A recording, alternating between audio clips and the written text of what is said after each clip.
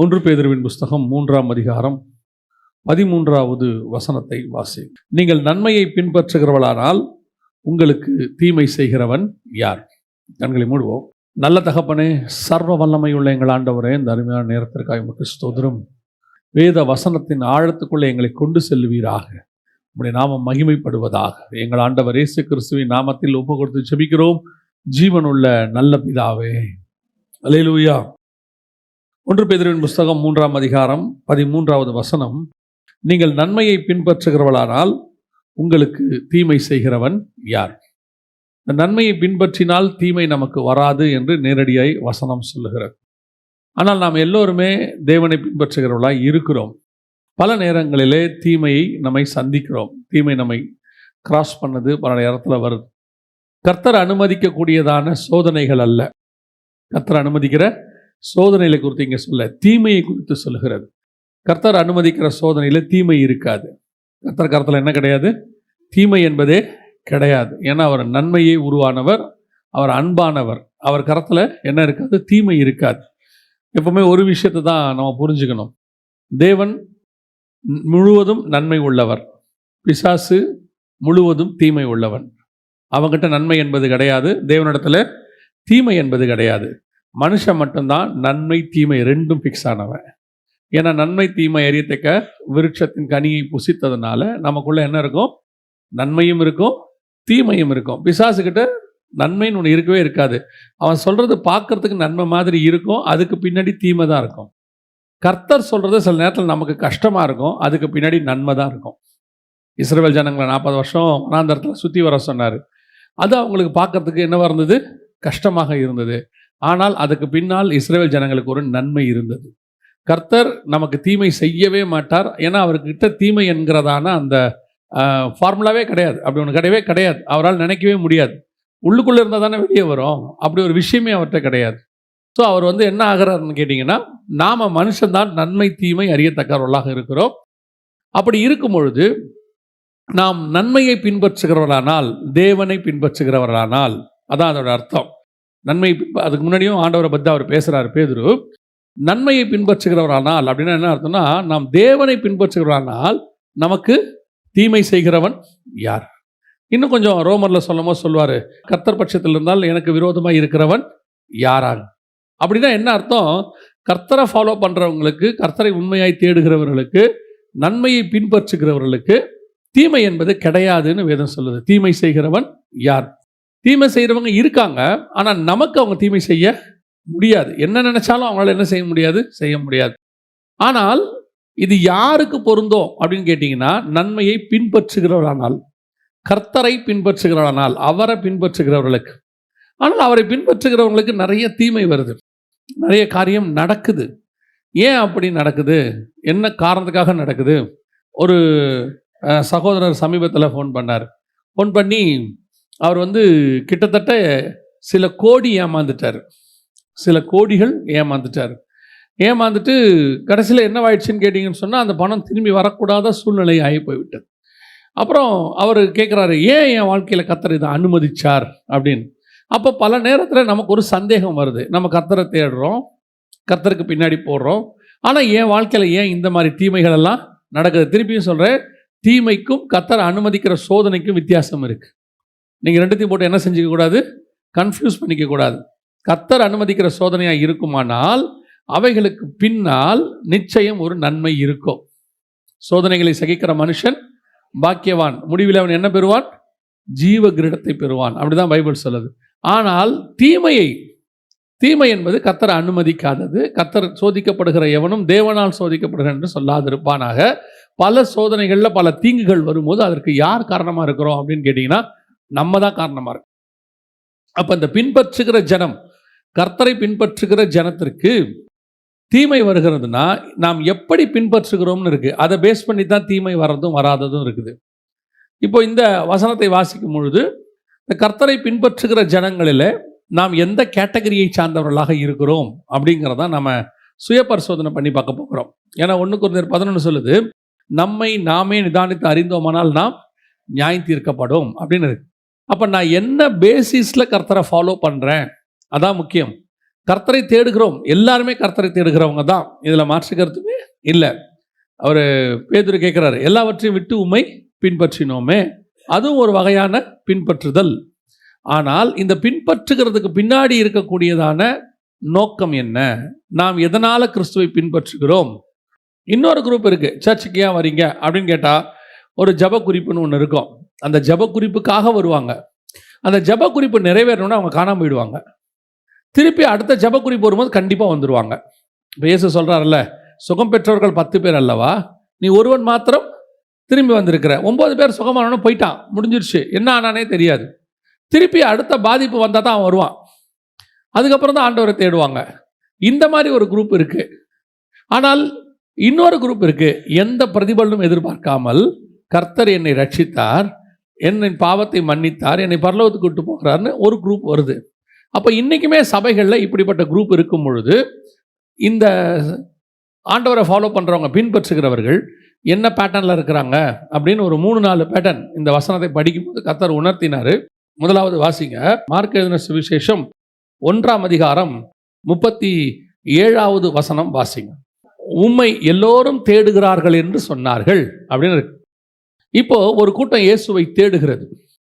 எதுக்காக தேடுறாங்க அப்படின்னு பார்த்தா, அதுக்கு முந்தின வசனங்கள்லாம் நீங்கள் படிச்சீங்கன்னா இயேசு கிறிஸ்து என்ன பண்ணியிருக்கிறாரு, பேதுருவின் மாமியின் வீட்டில் ஒரு அற்புதம் செஞ்சிருக்கிறார், அந்த அம்மாவுக்கு சுகம் கொடுத்திருக்கிறார். இதே காரியம் மத்தேயு எழுதின சுவிசேஷம் 8ஆம் அதிகாரத்திலும் சொல்லப்பட்டிருக்கு, 14 முதல் 16 வசனங்களில். கொஞ்சம் மிக்ஸ் பண்ணி நீங்கள் கம்பேர் பண்ணி படிச்சீங்கன்னா இதில் இல்லாத ஒரு சில வார்த்தைகள் அதில் இருக்கும், அதுக்காக சொல்கிறேன். இப்போது ஓவராலாக அந்த விஷயத்தை என்ன சொல்லப்பட்டிருக்குன்னா, பேதுருவினுடைய மாமி சுகமாக்கப்பட்டார்கள் அப்படின்னு இருக்கு. இப்போ அது முடிஞ்சிருச்சு, சுகமாக்கியாச்சு. அந்த ராத்திரியில் பார்த்தீங்கன்னா அதுக்கு கீழ் வசனம் வாசி பாருங்க, அஸ்தமனமான போது காலையில் அற்புதம் செஞ்சிருக்கிறாரு, சாயங்காலத்துக்கு பார்த்தீங்கன்னா அநேகர் அவரிடத்துல வந்தார்கள். மத்தேயுல வாசிக்கும் போது ஜனங்க ஃபுல்லாக வந்துட்டாங்க. நெடுநேரம் அவர்களுக்கு என்ன செஞ்சுக்கிட்டு இருந்தார், அங்கே அற்புத அடையாளங்களை ஆண்டவர் செய்து கொண்டிருந்தார் அப்படின்னு இருக்கு.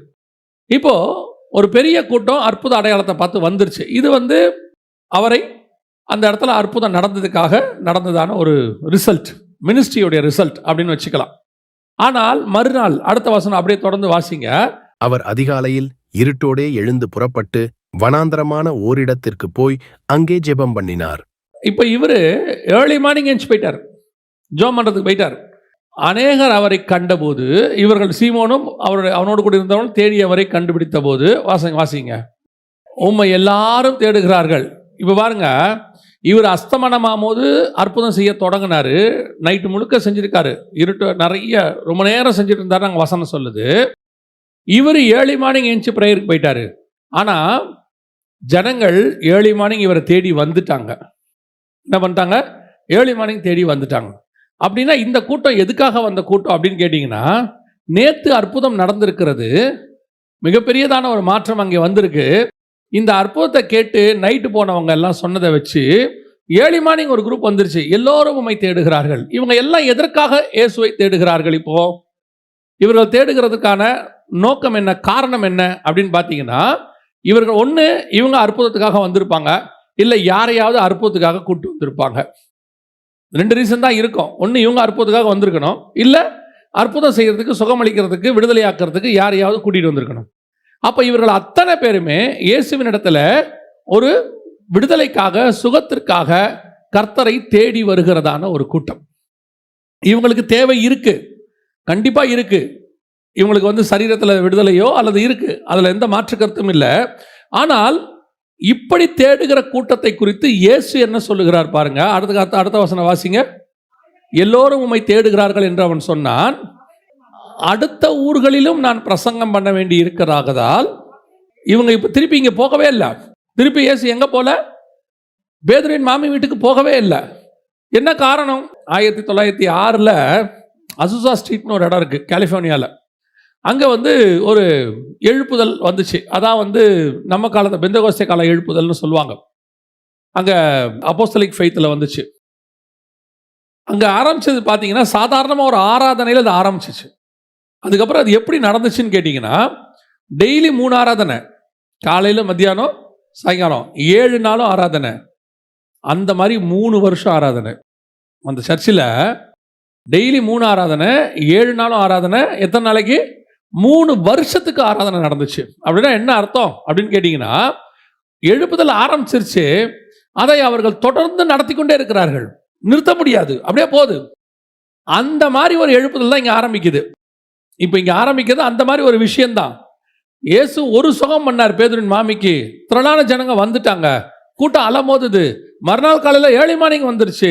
ஆனால் இயேசு சொல்றாரு, நாம் வேறு ஊருக்கு போக வேண்டி இருக்கிறது. இந்த பின்பற்றுகிற கூட்டம் ஒன்று இருக்குல்ல, எல்லோரும் உம்மை தேடுகிறார்கள். இவன் எதுக்காக தேடுறான்? ஒரு அற்புதம் நடந்தது, எனக்கு ஒரு அற்புதம் தேவை. இவங்க யாருமே தப்பா தேடுறாங்கன்னு சொல்ல முடியாதுப்பாங்க. இவங்க எல்லாம் ஏதோ தப்பா தேடுறாங்க, இவங்க தேடுறதுல ஏதோ ப்ராப்ளம் இருக்கு அப்படின்னு நீங்க சொல்ல முடியாது. They need Christ. இயேசு அவர்களுக்கு தேவை. ஆனால் இயேசு வந்தது சுகமாக்கிறதுக்காக மட்டும் இல்லை. இயேசு வந்தது விடுதலை கொடுக்கிறதுக்காக மட்டும் இல்லை. அதை விட பிரதானமான வேலை ஒன்று இயேசுக்கு இருக்கிறது. உங்களுக்கு தெரிஞ்சிருக்கும்னு நினைக்கிறேன். இயேசு கிறிஸ்து சுகமளிக்கிற அற்புதம் செய்கிறவராக வரவில்லை. இயேசு கிறிஸ்து ரட்சகராக வந்தார். இயேசு கிறிஸ்து மீட்கிறவராக வந்தார். அப்படி வரும்போது அதுல இது ஒரு பார்ட். இப்போ நாங்கள் அடிக்கடி சொல்லுவோம் அந்த வசனத்தை, அதான் மினிஸ்ட்ரியோடைய ஃபார்முலா. ஒரு ஆவிக்குரியவங்களாக இருக்கட்டும், ஊழியக்காரங்களாக இருக்கட்டும், அவங்களுடைய ஃபார்முலா அதான். மார்க் எழுதின சுவிசேஷத்தில் 3ஆம் அதிகாரம், மார்க் எழுதின சுவிசேஷம் 14-15 வாசிங்க. அப்பொழுது அவர் 12 பேரை தெரிந்து கொண்டு அவர்கள் தம்மோடு கூட இருக்கவும். ஃபர்ஸ்ட் என்னவா இருக்கும்? 12 அப்போஸ்தலர்களை தெரிந்து கொள்ளுகிறார். அவர்கள் முதல்ல என்ன இருக்கணும்? தம்மோடு இருக்கவும், பிரசங்கம் பண்ணும்படியாக தாம் அவர்களை அனுப்பவும். ரெண்டாவது ப்ரீச்சிங். ஃபர்ஸ்ட் ஆண்டவரோட இருக்கிறது, ரெண்டாவது வேர்ட் ஆஃப் காட் ப்ரீச்சிங். அப்புறம் வியாதிகளை குணமாக்கி பிசாசுகளை துரத்தும்படி அவர்கள் அதிகாரமுடையவர்களாயிருக்கவும் அவர்களை ஏற்படுத்தினார். இப்போ அவங்களுடைய ஏற்படுத்துதல், அவங்கள உருவாக்கி ஒரு செட் பண்ணி வைக்கிறது எதுக்காக? அப்போஸ்தலர் ஊழியத்தினுடைய மேப், அமைப்பு இதுதான். எல்லா மினிஸ்ட்ரிக்கு எல்லா ஆவிக்குரியவர்கள். நீங்க சின்ன ஊழியம் செய்றீங்க, பெரிய ஊழியம் செய்றீங்க அப்படிலாம் சொல்றோம்ல, அப்படி ஒரு பைபிள்ல இல்லை. எல்லா ஊழியமும் ஒரே ஊழியம் தான், இல்லையா? இப்போ வந்து நீங்க சொல்லும் போது சொல்லலாம், கார்ல வந்து பாத்தீங்கன்னா டோர் நல்ல பெருசு, அப்புறம் வந்து பேனட் பெருசு, நெட்டு சின்னது அப்படின்னு. ஆனா நெட்டை கழட்டிடுங்க, என்ன ஆகும்? வீல்ல இருக்கிற 6 நெட்டு சின்ன சின்னதா இருக்கும். அதை கழட்டிட்டா என்ன ஆகும்? எவ்வளோ பெரிய காரம் கீழே விழுந்துடும், கதை முடிஞ்சு. அதனால இதுல எது இம்பார்ட்டன்ட் இல்லைன்னு தான் பார்க்கணுமே ஒழிய சின்னது பெருசுன்னு பார்க்கக்கூடாது. நெட்டு சின்னதான், ஆனா அது பண்ற வேலை பெருசு. அதே மாதிரி தான் ஊழியத்தில் நான் என்ன வேலை பண்றேங்கிறது முக்கியம் இல்லை. மோசே மலைக்கு மேல போய் நியாயப்பிரமாணத்தை வாங்கிட்டு வராரு, பெரியசு அப்படின்னு நினைக்கிறோம். ஆனா யோசுவா ஆசாரிப்பு கூடாரத்துக்கு கீழே உட்கார்ந்துருக்கிறாரு. இதை பார்க்கறதுக்கு சாதாரணமா இருக்கும். மேலே போன நியாயப்பிரமாணம் அடுத்த ஜெனரேஷனுக்கு போகணும்னா இங்க யோசுவா வேணும். பார்க்கறதுக்கு சின்னதா இருக்கும், ஆனா இதுவும் மிக முக்கியமான ஊழியம். அப்படி இருக்கும்போது இந்த ஊழியத்தின் பாதையில நீங்க சின்ன ஊழியம் பெரிய ஊழியம் எப்படி வேணா வச்சுக்கோங்க, ஃபார்முலா இதுதான். முதல் என்னது? தம்மோடு இருக்கவும். அதுக்கப்புறம் வேர்ட் ஆஃப் காட், பிரசங்கம் பண்ண அனுப்பவும். இப்போ அடுத்த 3வது இடத்துல தான் சுகமாக்குறது, விடுதலையாக்குறது 4வது இடத்துல வருது. இன்னும் கூட நீங்க ஒரு வசனத்தை எடுத்துக்கோங்க. மார்க் எழுதின சுவிசேஷம் 16ஆம் அதிகாரம் கடைசி வசனம் வாசிங்க பார்ப்போம்.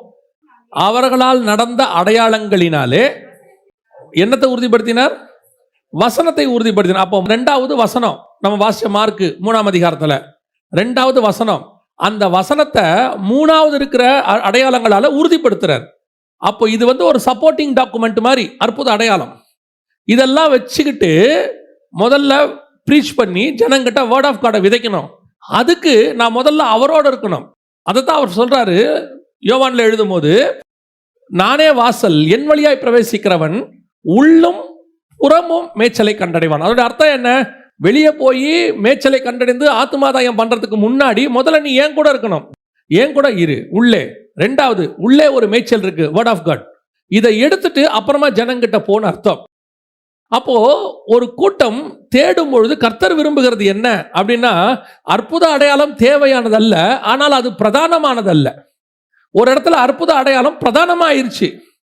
ஒரு ஆண்டருக்குள்ள வந்து கொஞ்சம் ஊழியத்துக்கு வர புதுசுல எனக்குள்ள இருந்த தாட், என் மைண்டை சொல்றேன், எனக்குள்ள இருந்த தாட், ஒரு சபை இருக்கிற இடத்துல இப்போ இதை வச்சுக்கிட்டோம், பேதுருவின் மாமி சுகமாயிட்டாங்க, உடனே ஒரு கூட்டம் வந்துருச்சு இல்ல. அப்ப நாம என்ன நினைக்கிறோம்னா, நான் என்ன நினைச்சேன் அப்படின்னா, ஒரு அற்புதம், ஒரு பெரிய அற்புதம் ஒன்று நடந்தா போதும், அந்த இடத்துல சபை வளர்ந்துரும், அந்த இடத்துல என்ன செஞ்சிடும்? சபை வளர்ந்துரும் அப்படின்னு பார்த்தோம். ஆனால் உண்மையிலேயே சபை வளர்வதற்கு காரணம் என்னன்னா, அற்புத அடையாளம் இல்லை, வசனம். வசனத்துல தான் சபை வளருகிறது. ஒரு அற்புத அடையாளத்துக்கு பார்த்துட்டு ஜனங்க உள்ள வந்துருவாங்க. இது என்ன சொல்றது, உள்ள கொண்டு வருவதற்கான ஒரு சின்ன மெட்டீரியல், அவ்வளவுதான். ஆனா உள்ள வந்தவன் பரலோகம் போற வரைக்கும் இருக்கணும்னா வெறும் அற்புத அடையாளம் நடந்துகிட்டே இருக்கணும்னு அர்த்தம் இல்லை, செஞ்சுக்கிட்டே இருக்க முடியாது. அற்புத அடையாளம் தான் உள்ள கொண்டு வந்துச்சு, அது நல்ல ஈஸியா இருக்கு, மாற்று கருத்து இல்லை. ஆனா உள்ளே வந்தவனை பரலோகம் வரைக்கும் கொண்டு போறது அற்புத அடையாளம் இல்லை, உள்ளே இருக்கிறவனை கொண்டு போறது வசனம். அடுத்து அடுத்து அடுத்து அந்த வசனம், அதான் ரெண்டாவது மிக முக்கியமானது. ஆனா உள்ளே வந்த ஜனங்க அற்புதத்துக்கே இருக்கக்கூடாது. இப்ப இயேசு கிறிஸ்து திருப்பி பேதுரு வீட்டுக்கு போயிருந்தானா என்ன ஆயிருக்கும்? நேத்தை விட இன்னைக்கு இன்னும் கொஞ்சம் பெருசா நடந்திருக்கும். ஏன்னா கூட்டம் பெருசு, இன்னும் பெருசா நடந்திருக்கும், இன்னும் கூட்டம் அதிகமா வந்திருக்கும். இப்ப என்ன செய்வாங்க? அடுத்த 2 நாள் மீட்டிங் அங்க எக்ஸ்டெண்ட் ஆகும். இப்போ கர்த்தருடைய சித்தம் என்ன? நீ அற்புத அடையாளங்களை செய்கிறவனாய் அழைக்கப்படவில்லை, நீ ரட்சிப்பை உலகத்துக்கு சொல்லுகிறவனாய் அழைக்கப்பட்டாய். நான் சுவிசேஷம் அறிவிப்பதற்காக வந்தவன், அற்புத அடையாளம் இல்லை. சில இடத்துல அற்புத அடையாளமே நடக்காது. அந்த இடத்துல ஜனங்கள் அவரை விசுவாசியாதபடினாலே அங்கே அவரால் அநேக அற்புதங்களை செய்ய முடியாமல் போயிற்று. இன்னும் ஒரு படி, இப்ப கர்த்தர் தேடி வர்றவங்க திரளான கூட்டம் வரணும்னா இந்த அற்புத அடையாளம் வேணும் அப்படிங்கிற ஒரு மைண்ட் நமக்கு இருக்குல்ல, எனக்கு இருந்ததுன்னு சொன்னல. இப்ப பைபிள் எடுத்து பாருங்க, யோவான் ஸ்நானனை குறித்து வேதம் சொல்லுது, அவன் ஒரு அற்புதத்தையும் செய்யவில்லை அப்படின்னு இருக்கும். ஆனா இப்ப யோவான்கிட்ட எப்படி ஜனங்க வந்தாங்க தெரியுமா? திரளான கூட்டமாகிய ஜனங்கள். அவன் இருக்கிறது வனாந்தரத்துல, யோர்தான் கரையோரத்துல. ஜனங்க வராங்க, அதிகாரிகள்ல இருந்து எல்லாரும் வந்து நிக்கிறாங்கன்னு வசனம் சொல்லுது. அப்படின்னா மினிஸ்ட்ரியோடைய சக்சஸ் என்பது அற்புத அடையாளத்தை பேஸ் பண்ணி அல்ல, நாம் அவரோடு இருக்கிறதை பேஸ் பண்ணி. நான் சொல்றது புரியுதா? அவர் சொன்னார்ல, அவர்கள் தம்மோடு இருக்கவும் அப்படின்னு சொன்னார்ல.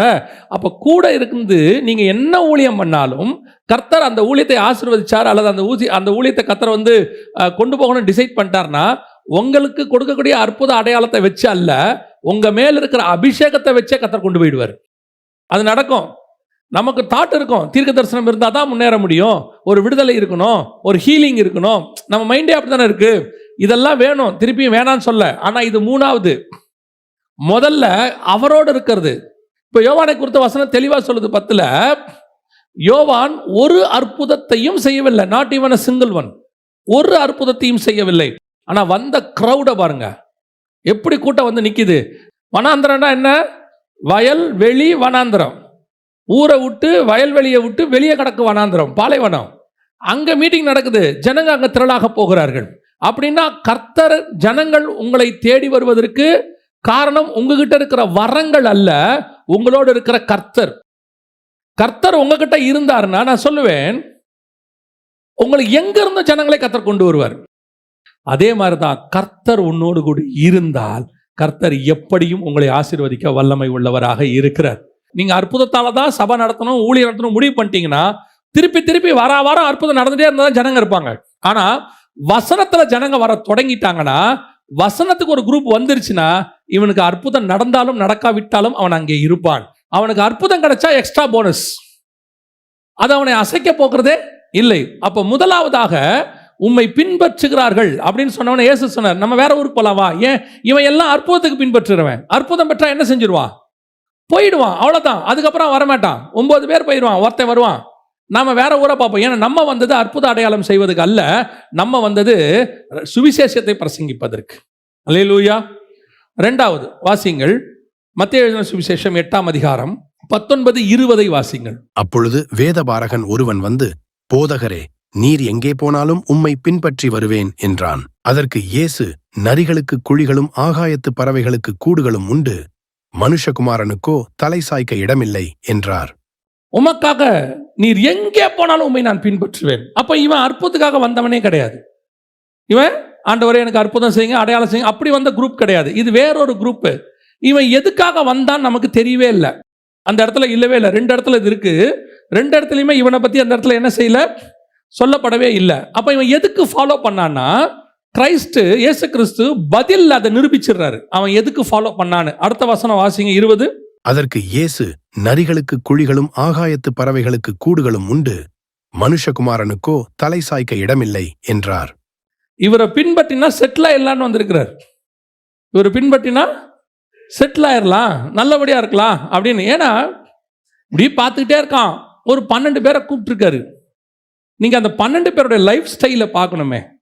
இந்த இயேசு கூட 12 பேர் இருந்தாங்கல்ல, எல்லாம் சாதாரண ஆட்கள்லாம் இல்லை. ஒருத்தன் தான் சின்ன பையன் போல, ரொம்ப யங்ஸ்டர். கல்யாணமானவெல்லாம் இருக்கான். பேதுருலாம் கல்யாணமானவர் எல்லாம் இருக்காங்க. பேதுரு, அப்புறம் வந்து கவர்மெண்ட் ஆஃபீஸர் ஒருத்தர் இருக்கிறாரு, மத்தேயு டாக்ஸ் கலெக்டர், அவர் இருக்கிறாரு. இப்படி ஒரு குரூப்பே இருக்கு. அப்போ இயேசு கூட இருக்கிற வரைக்கும் அவங்களுக்கு என்ன இல்லை, ஒரு கவலை கிடையாது. அப்படியே போறது. யோவான் 2 பேரை அனுப்பி விடுவார், 2 சீஷர்களை அனுப்பி விடுவார் இயேசுவை போய் பார்க்க சொல்லி. வந்தோடனே இயேசு சொல்வார், யோவான் உங்ககிட்ட அமிச்சாரு அப்படின்னோடனே, நீங்கள் வந்து நான் இருக்கிற இடத்தை பாருங்களும் பாரு.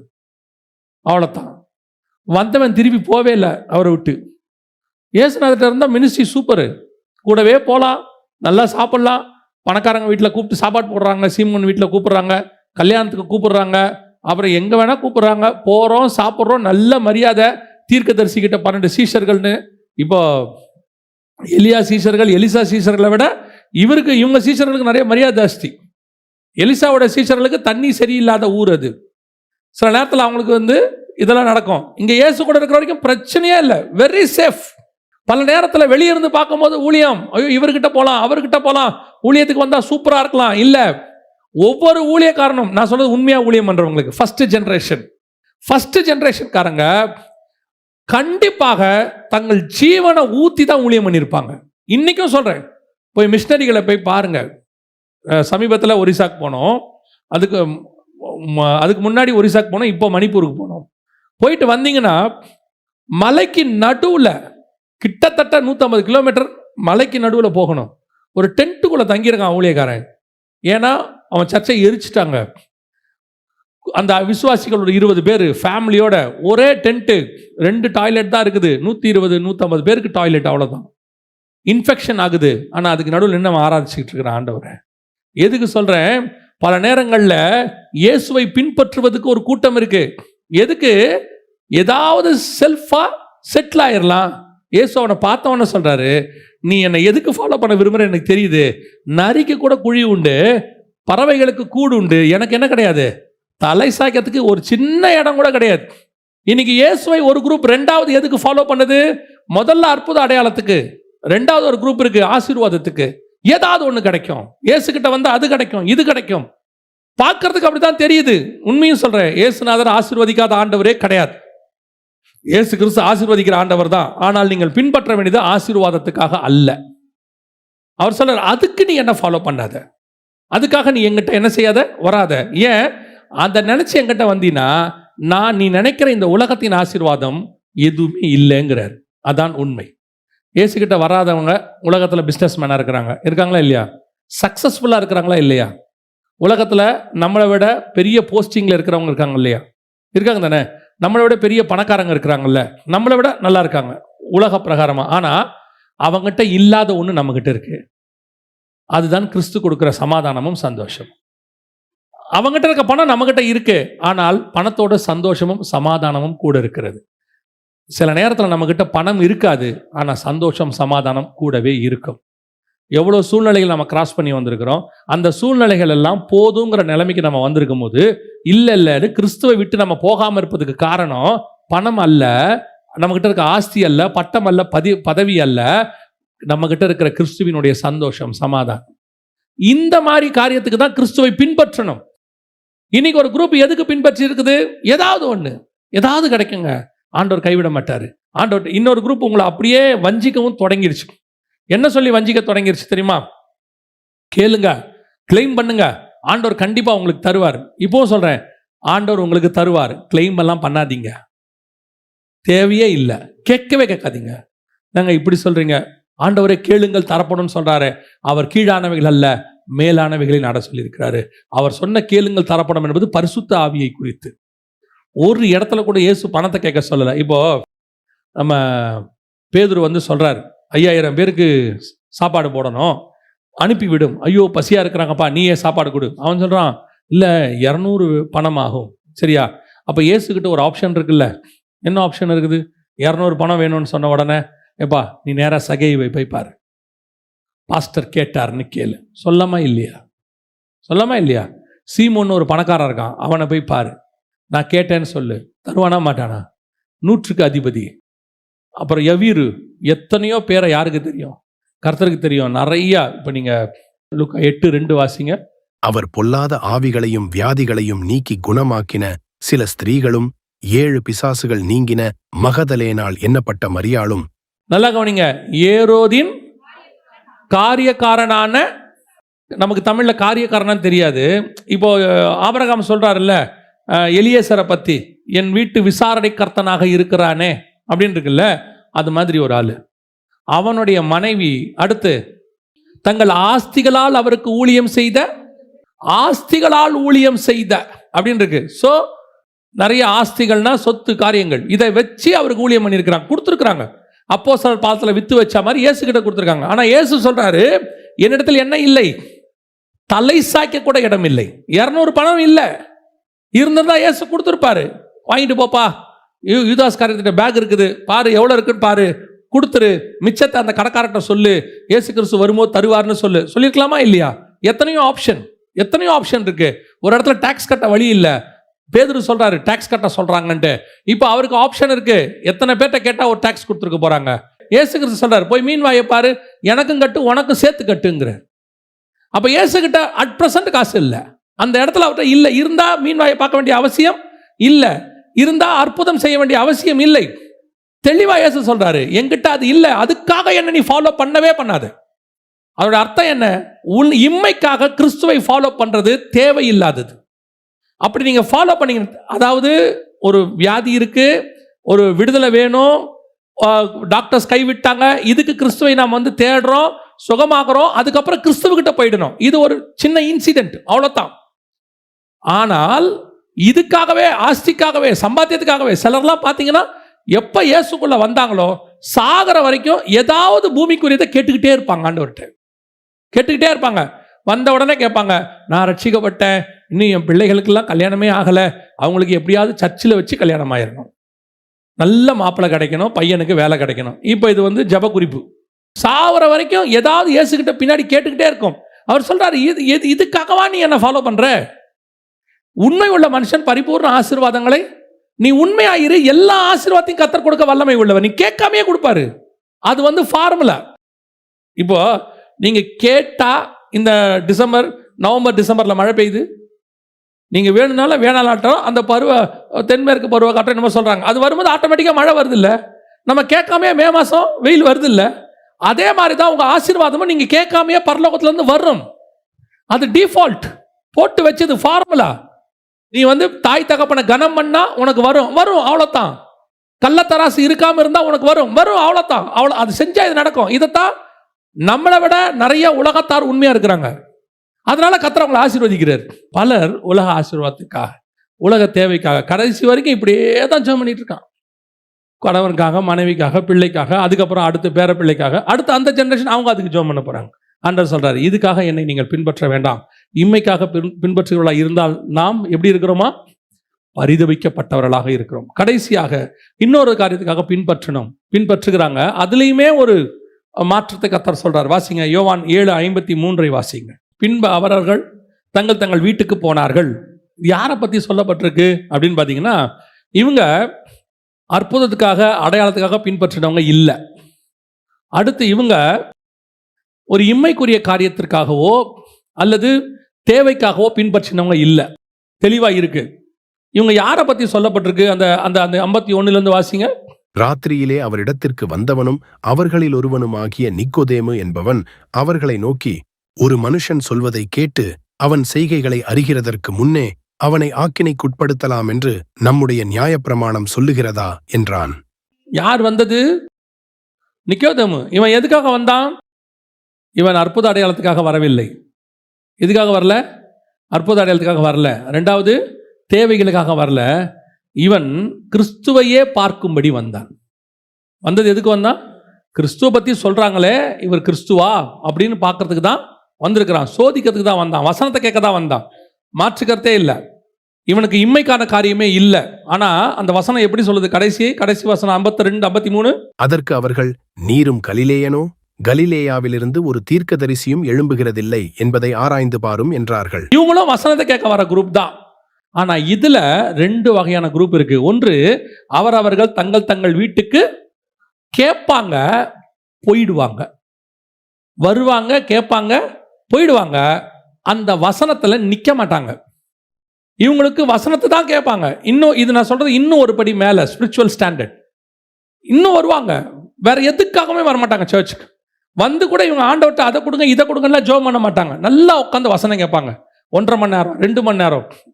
புதன்கிழமை பைபிள் ஸ்டடி வச்சா பைபிள் ஸ்டடி, ஏதாவது ஸ்பெஷல் மீட்டிங் வச்சா ஸ்பெஷல் மீட்டிங். பியூர்லி வசனம் கேட்குற குரூப், ஆழமா வசனம் கேட்பாங்க. ஆனால் அந்த வசனத்தை கேட்டுவிட்டு அவர்கள் இருதயம் திரும்பி அதே இடத்துக்கு போயிடும். வசனம் அவர்களுக்குள்ள என்ன செய்யாது? கிரியை செய்யாது. ஆனா கேட்கறதுல இன்ட்ரெஸ்ட், கேட்கறதுல அவர்கள் தீவிரிப்பார்கள். ஆனால் செய்கிறதுல அவங்க ரொம்ப ஸ்லோவா இருப்பாங்க. அப்படி ஒரு குரூப் இருக்கு. இது அதுக்கு அடுத்த குரூப். அவரை பின்பற்றின்னு வந்தவங்க தான். ராத்திரியில வரா, யோசிச்சு பாருங்க. பகல்ல வந்தா யாரா பார்த்து கண்டுபிடிச்சிருவாங்க. யூதர்கள் பார்த்தா, பரிசேயர் பார்த்தா பிரச்சனை ஆயிரும்னு வெயிட் பண்ணி நைட்ல வந்து பார்க்கறான் இயேசுவை. ஆனால் வந்தவனுக்கு விளக்கம் கிடைக்குது. இப்ப அவர் சொல்ற பதில் எல்லாம் கிடைக்குது. கேட்டாலும் அவரோடு கூட அவன் இல்லை, போயிட்டான். காரணம், இவர்கள் வசனத்தை கேட்கிறவர்கள், ஆனால் அதன்படி செய்கிறவர்கள் அல்ல. இப்போ சாலமோனுக்கு ஞானம் வெளிப்பட்டது. வெளிப்படுதா இல்லையா? ஞானம் வெளிப்பட்டது. பைபிளில் பார்த்தீங்கன்னா சில புக்கெல்லாமே சாலமோன் தான். நீதிமொழிகள், அப்புறம் வந்துட்டு பிரசங்கி, அப்புறம் உன்னத பாட்டு, இதெல்லாம் இருக்கு. இன்னும் சாலமோனுடைய ஞானம்னு இன்னும் சொல்றாங்க. நம்ம பைபிளில் இல்லை, நிறைய எழுதியிருக்கான். ஏன் எபிரேயர் 11 சாலமோனுடையதான பெயர் இல்லை? எபிரேயர் 11:32 வாசிங்க. பின்னும் நான் என்ன சொல்லுவேன்? கிதியோன், பாராக், சிம்சோன், எப்தா, தாவீது, சாமுவேல் என்பவர்களையும் தீர்க்கதரிசிகளையும் குறித்து நான் விவரம் சொல்ல வேண்டுமானால் காலம் போதாது. இவ்வளோ பேர் இருக்குதே, ஏன் சாலமோன் பேர் இல்லை அதுல? கிதியோன், பாராக், சிம்சோன், எப்தா, தாவீது, சாமுவேல். இதுக்கு முன்னாடி பாருங்க, ஆபிரகாம் இருப்பாரு. ஆபிரகாமுக்கு முன்னாடி நோவா இருப்பாரு. நோவாக்கு முன்னாடி ஏனோக்கு இருப்பாரு. அதே அதிகாரத்துல ஆபேல்ல ஆரம்பிக்கும் 3வது வசனத்துல. ஆபேல், அப்புறம் ஏனோக்கு, அப்புறம் நோவா, அதற்கு பிறகு ஆபிரகாம், ஈசாக்கு, யாக்கோபு, சாராள், அதுக்கப்புறம் மோசே, யோசேப்பு, எல்லாம் வருவாங்க. எல்லாம் வந்து கடைசியா இந்த குரூப் வந்து முடியும். சாலமோன் பேர் மட்டும் இருக்காது. அர்த்தம் என்ன அப்படின்னு கேட்டா, சாலமோனுக்கு நிறைய ஞானம் கிடைச்சிச்சு, எல்லாம் இருந்துச்சு. அதை எதையுமே அவன் தன் வாழ்க்கையில் அபியாசப்படுத்தவில்லை. அவன் நல்ல பிரீச்சர், பிரசங்கி. பிரீச்சர், பிரசங்கினா என்ன அர்த்தம்? பிரீச்சர், நல்ல பிரீச்சர். ஆனால் அவன் அதை கை கொள்ளுகிறவன் அல்ல. இயேசு சொல்றாரு, அவர்கள் சொல்லுகிறபடி செய்யுங்கள், அவர்கள் செய்கிறபடி. அது சாலமோனுக்கு கரெக்டா பொருந்தும். சாலமோனுடைய ஞானம் அபிருத முடியாது, அளவிடவே முடியாது. அப்படி ஒரு ஞானம். சாலமோனுடைய பிரசங்கியை பார்த்து தான் மாயை, உலக மாயைன்னு புரிஞ்சாதான் உன்னதமான நேசம் என்னது அர்த்தம் முடியும். பிரசங்கிக்கு அடுத்து உன்னத பாட்டு இருக்கும். அதோட அர்த்தம் என்னன்னா, உலகம் மாயைன்னு புரிஞ்சாதான் இயேசுடைய உன்னத அன்பு உங்களுக்கு புரியும். எவ்வளவு அழகா அவன் அமைச்சிருக்கான் பாருங்க. ஆண்டவர் அமைச்சு கொடுத்துருக்கிறார். அவ்வளோ வெளிப்பாடு இருக்கு. அவன் ஒன்லி பிரசங்கியார். அதை தான் வாழ்க்கையில அபியாசப்படுத்தணும்னு நினைக்காத ஒரு குரூப். வருவான், ஆண்டவர்கிட்ட ஞானத்தை கேட்பான், அடுத்தவங்களுக்கு சொல்லுவான், போயிடுவான். அதை அவன் வாழ்க்கையில யூஸ் பண்ண மாட்டான். ஒரு பிரசங்கியார் சொன்னார், பிரசங்கம் முதல்ல உனக்கு, அப்புறமா தான் ஜனங்களுக்கு. மெசேஜ் ப்ரிப்பேர் பண்றோம். அவர் சொல்லுவார் அழகா, ப்ரிப்பேர் யுவர் செல்ஃப். மெசேஜ் தானா ப்ரிப்பேர் ஆகும் பாரு. இன்னைக்கு நாம நிறைய பேருக்கு சுவிசேஷம் சொல்ல விரும்புகிறோம், போதிக்க விரும்புகிறோம், அநேக காரியங்களை அவர்களுக்கு சொல்லிக் கொடுக்க விரும்புகிறோம். நாம் அதை செய்கிறோமா? பவுல் சொல்றாரு, நிருபணம் என்ன தெரியுமா? நீங்களே எங்கள் நிருபங்களாக இருக்கிறீர். நான் எழுதுறது எழுத்தல்ல, அந்த எழுதுற எழுத்துக்கு சாட்சியா வாழ்றீங்கள, இந்த வாழ்க்கை தான் நிருபம். இன்னைக்கு நம்ம அந்த நிருபம் சாட்சியா நிக்கிறோமா? நம்ம வசனத்தை கேட்கிறவங்க திரும்பி போயிட்டாங்க. வசனம் சொல்லுது, அவர்கள் திரும்பி போனார்கள். இயேசுகிட்ட வந்த எத்தனையோ பேர் திரும்பி போயிட்டே இருக்கான். வர்றான், கேட்கறான், போறான், வர்றான், கேட்கறான், போறான். ஒரு இடத்துல ஒரு குரூப் போறான், அப்பத்துக்காக என்னை பின்பற்றுகிறீர்கள். வர்றான், வசனம் கேட்கறான், சாப்பிட்றான், போயிடுறான். ஒரு இடத்துல ஜனங்கள் கேட்டு ஆச்சரியப்பட்டு அவர்கள் தங்கள் வீடுகளுக்கு திரும்பி போனார்கள். இங்க வசனம் சொல்லுது, அவர்கள் தங்கள் வீட்டுக்கு போனார்கள். கேட்கறதோட சரி, அது உள்ளே போக மாட்டேங்குது. எப்படி சபைக்கு வந்தாங்களோ கேட்டுட்டு வீட்டுக்கு போகும்போது அதே தான், ஒரு மாற்றம் இல்லை. அப்புறம் எதுக்கு உட்காந்து கேட்கணும் வசனத்தை? நானும் சர்ச்சுக்கு போனேன், நானும் அட்டண்டன்ஸ் போட்டேன், நானும் இந்த சர்ச்சில் மெம்பரு. இது உங்களை நிச்சயம் பரலோகத்துக்கு கூட்டிட்டு போகாது. இங்க வந்து சொல்லப்படுகிற வசனத்துக்கு உங்க ஜீவியம் மாறணும். போதிக்கிற எனக்கும் மாறணும், கேட்கிற உங்களுக்கும் மாறணும். போதிக்கிற நீங்கள் அதன்படி செய்யாவிட்டால் ஐயோ. இங்க இதான் பிரச்சனை. இதுல ஒரு பெரிய கொடுமை என்னன்னா, போதிக்கிறவன் கேட்டுட்டு அதன்படி செஞ்சிட்டானா அந்த கேட்கிற ஜனங்க கூட பரலோகத்துக்கு போயிடும், போதிக்கிறவன் போக மாட்டான். ரொம்ப கேர்ஃபுல்லாக இருங்க. ஆண்டவர் உங்களுக்கு வசனத்தை கொடுக்கிறார். எதற்காக? கேட்டுவிட்டு போவதற்கு அல்ல. யோவான் 6:68 வாசிங்க. சீமோன் பேதுரு அவருக்கு பிரதியுத்தரமாக, ஆண்டவரே, யாரிடத்தில் போவோம்? நித்திய ஜீவ வசனங்கள் உம்மிடத்தில் உண்டே. இவனுக்கும் நிக்கோதேமுக்கும் என்ன வித்தியாசம்?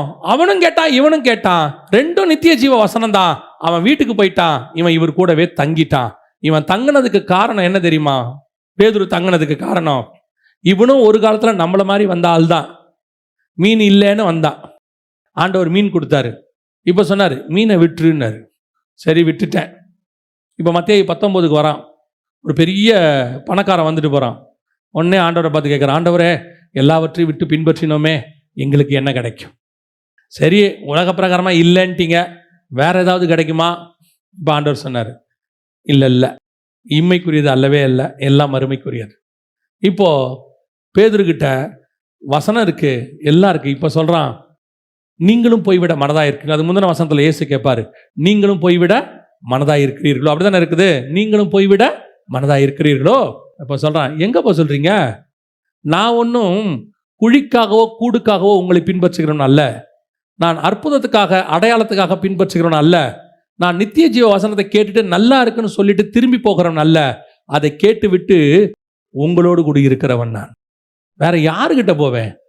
வசனம் இருக்கு, கேட்கிறேன், ஆனா போகிற கூட்டம் அல்ல, அவரோடு கூட நிற்கிற கூட்டம், நன்மையை பின்பற்றுகிறவர். இந்த கூட்டத்துக்கு தான் தீமை என்பதே கிடையாது. இப்ப சொல்லுது பைபிள், உலகத்தின் அதிபதியானவன் என்னிடத்தில் வருகிறான். அவனுக்கு என்னிடத்தில் ஏன்? அவன் சோதிக்கிறது என்கிட்ட ஒண்ணுமே இல்லை. என்கிட்ட இருக்கிறது ஒன்னே ஒன்று இருக்கு, நித்திய ஜீவ வசனம். நல்ல வசனம் இருக்கிறவன பிசாசு கூட சோதிக்க முடியாது. இயேசு கிறிஸ்து கிட்ட வந்து பிசாசு சோதனையை வச்ச போது வசனத்தில் அவர் ஜெயிச்சார், அவ்வளவுதான். அதுக்கப்புறம் பிசாசு அவரை விட்டு விலகி போனார். இப்ப நம்ம இயேசுவை எதற்கு பின்பற்றுகிறோம்? அதான் முக்கியம். முதலாவது அற்புத அடையாளங்களுக்காகவா? இரண்டாவது ஆண்டவருடைய உலக பிரகாரமான ஆசீர்வாதத்துக்காகவா? குழிகளுக்காக, கூடுகளுக்காக, இருப்பிடத்திற்காக, சாப்பாட்டுக்காக? ஆண்டவர் சொல்றாரு, அந்த அடைக்கலான் குறைவுகளை பார்க்கல நீங்கள் விசேஷித்தவர்கள் அல்லவா? சாலமோன் முதலாளர் கொண்டு அப்படி உடுக்கவில்லையே. ஆண்டவர் என்ன குறை வச்சிருக்காரு? நமக்கு எல்லாம் கொடுத்திருக்காரு, ஒரு குறையும் இல்லாம தானே வச்சிருக்கிறார் ஆண்டவர். அது ஆண்டவர் நமக்கு கொடுத்த ஆசீர்வாதம் அல்லவா? நான் அதுக்காகவும் பின்பற்றல. அடுத்து எதுக்கு பின்பற்ற? வசனத்தை நல்லா கேட்கிறோம், கேட்டுட்டு போகிற கூட்டம் அல்ல, கேட்டுட்டு அவரோடு கூட நிற்கிற கூட்டம். அநேகர் கேட்டுவிட்டு போய்விட்டார்கள். 70 பேர் வந்தான், கேட்டான், பிரச்சனை வந்துச்சு, போயிட்டான். யார் நிலை நிற்கக்கூடும்? இதெல்லாம் ரொம்ப கடினமா இருக்கு. இவன் சொல்றான், எங்கேயும் போக முடியாது. நீப்பா நீயும் போறியா? எங்க போக சொல்றீங்க? அவன் அதுக்கு அர்த்தம் என்ன தெரியுமா? ஆப்ஷனே இல்லைங்கிறான். எனக்கு வேற ஆப்ஷனே இல்லை, ஏ பீனே கிடையாது, ஒரே ஆப்ஷன் தான், ஒரே ஆன்சர் தான். அந்த ஆன்சர் நீங்க தான். இப்படி பின்பற்றுகிறவனை ஒரு நாளும் இந்த உலகத்தினுடைய தீங்கு துக்கப்படுத்தாது. காரணம், அவன் நன்மையை பின்பற்றுகிறவன். அல்லேலூயா. நாம் ஜெபிக்க போகிறோம். எழுந்திரிக்கலாமா? நாம தேவ சமூகத்தில் ஒப்பு கொடுப்போம். ஆண்டவர் சமூகத்தில் நாங்கள் வேறு யாரிடத்துல போவோம்? ஆண்டவரே, உண்மையா இருதயத்தின் ஆழத்துலன்னு சொல்லுங்க. இல்லைன்னா கர்த்தருக்கு தெரியும், அவர்களோ என்னை வாயினால் கனம் பண்ணுகிறார்கள், இருதயமும் தூரமாயிருக்கிறது. நீ எதுக்காக ஆண்டவரை ஃபாலோ பண்றீங்க? நீங்க ஆண்டவரை ஃபாலோ பண்ற காலத்துக்கு முன்னாடியிலிருந்தே உலகத்துல நீங்க எவ்வளோ காரியங்களை வச்சிருந்தீங்க. இங்க வந்தும் அதுதான் கேட்க போறீங்கன்னா என்ன இருக்கு யோசித்து பாருங்க. எகிப்துல எல்லா கலைகளையும் கற்றவன் பார்வோன்ட்ட போய் அதே கலையை பத்தி பேச போறானா, கர்த்தர் கூட இருக்கிறாருங்கிறத எப்படி காட்ட முடியும்? கர்த்தர் அதுக்காக பார்வோனுங்க, அதுக்காக மோசையை கூப்பிடல, அவர் வேறொரு பிரமாணத்துக்காக அவனை கூப்பிட்டிருந்தார். ஒப்பு கொடுப்போம் தேவ சமூகத்தில். சர்வ வல்லமை உள்ள எங்கள் ஆண்டவரே, இந்த அருமையான நாளுக்காக உமக்கு நன்றி. ஆண்டவரே, இந்த வார்த்தைகள் எங்களுக்குள்ளே 100க்கு 100 கிரியை செய்வதாக கிருபையுள்ள கரத்தில் எங்களை தாழ்த்துகிறோம். ஆசீர்வதியும். இயேசு கிறிஸ்துவின் நாமத்தில் பிதாவே.